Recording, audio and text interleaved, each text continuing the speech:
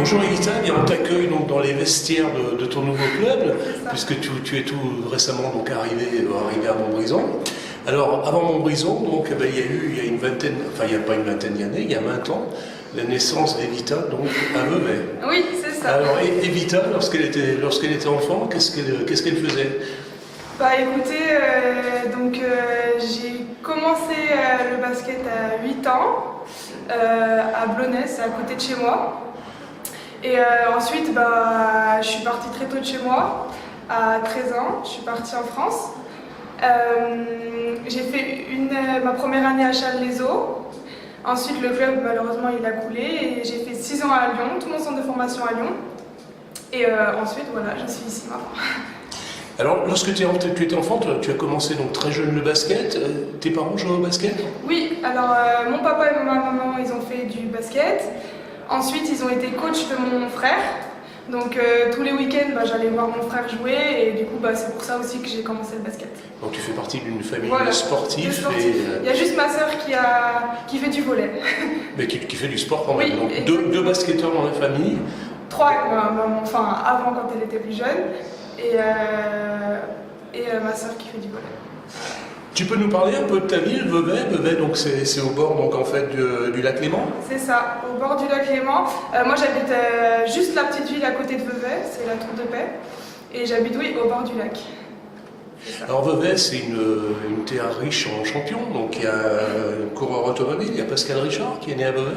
Ouais. Et puis il y a un autre basketteur, donc Thabo Sefolosha. C'est ça, ouais. Qui a été lui un des premiers donc à évoluer en NBA, c'est ça? C'est ça, ouais. D'ailleurs, quand j'étais petite, je faisais son camp de basket à Blonay. Donc tu l'as rencontré? Oui. Si tu n'avais pas joué au basket, est-ce qu'il y avait un autre sport qui te plaisait particulièrement? Je pense que j'aurais fait du foot. Ouais, du foot. Parce que c'est aussi un jeu collectif, il faut se battre et il y a du contact. C'est le sport collectif qui te plaît? Et c'est le contact? Ouais, et ouais, c'est ça. Alors, Montbrison, tu connaissais cette ville avant Pas du tout. L'année dernière, avec Lyon, on a joué la Coupe de France. Donc j'étais déjà venue, mais juste dans la salle, mais j'avais pas eu l'occasion de visiter Montbrison. Tu t'es installé à Montbrison même?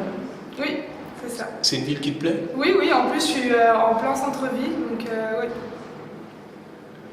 Alors, tu suis également, donc, comme tu es une footeuse aussi, quelque part, tu aimes bien le foot. Tu suis la SS, non? Non, je suivais l'OL, j'étais voir un match de l'OL quand j'étais à Lyon, donc je sais qu'il ne faut pas dire ça ici, mais non, ça va, ouais, j'aime bien, je pense que je vais aller voir un match une fois, de Saint-Etienne, pourquoi pas. En dehors du basket qui te prend pratiquement tout ton temps, est-ce que tu as un avenir professionnel de tracé? Est-ce que tu envisages quelque chose derrière le basket? Oui, c'est sûr. J'ai essayé après avoir eu mon bac, la fac de sport, STAPS. C'est vrai que j'ai dû arrêter parce que c'était un peu compliqué avec des entraînements par jour. Mais je compte reprendre quelque chose par rapport au sport, dans le sport. Ouais. Le métier que tu souhaiterais faire, c'est un métier qui est lié au sport? Voilà, c'est ça. Tu as une idée déjà, non? Non, pas encore exactement. Pour l'instant, c'est le basket? C'est ça, ouais, je me consacre au basket. Une journée d'Evita, comment ça se passe concrètement? Alors, j'aime bien dormir, donc je me lève pas trop tôt. Ensuite, je pars à l'entraînement, sur l'entraînement le matin. Je reviens, je mange.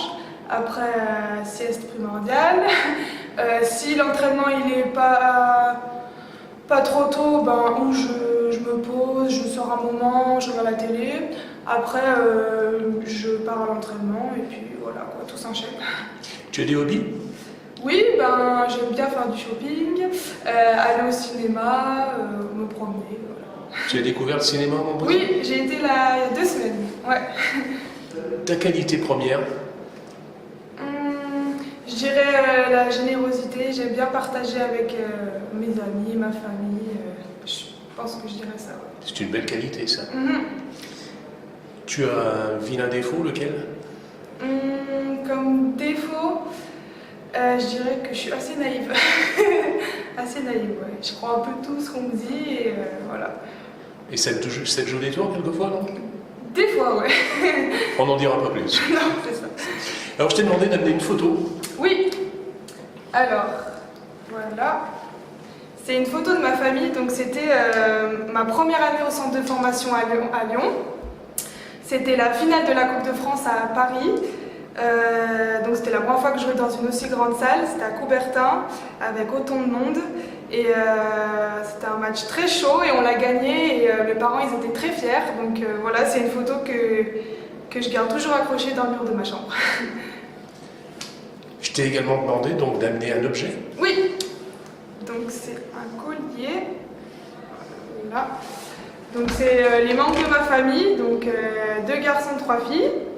Donc c'est un collier qui me tient à cœur parce que ça représente ma famille et je l'ai très souvent avec moi. Voilà. Alors il y a un autre objet qui te rend, si c'est ton moyen de locomotion, là. On te Oui. voit à Montbrison, donc avec ça. un moyen de locomotion original qui est très à la mode maintenant, donc tu es en trottinette. Voilà, c'est une trottinette, oui. Pour venir à l'entraînement, je prends une trottinette. Bah, vu que j'ai pas encore le permis non plus, que je suis en train de le passer, et ben j'ai toujours ma trottinette avec moi. Le rêve principal d'Evita, c'est quoi? De jouer le plus haut possible au niveau basket.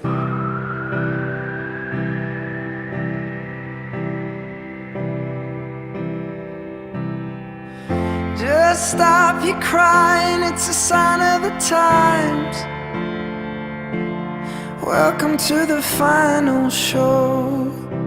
I hope you're wearing your best clothes.